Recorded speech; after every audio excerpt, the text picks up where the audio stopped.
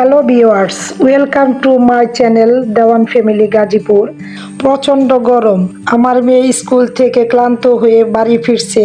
আশেপাশে দোকানে কোনো স্যালান পাচ্ছিলাম না, যাও পাচ্ছি ডেড ফেল। তাই চটপট বানিয়ে নিব খাবার স্যালাইন, এসএমসি রুট স্যালাইন।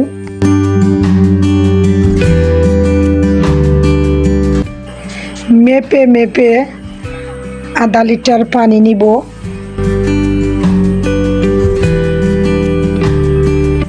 এবার দিয়ে দিব চিনি, লবণ। নিয়ে নিব 1 মুঠ চিনি। চিনি যাতে মুঠের বাহিরে না থাকে। এবার দিয়ে দিব, এরপর দিয়ে দিব 1 চিমটি লবণ।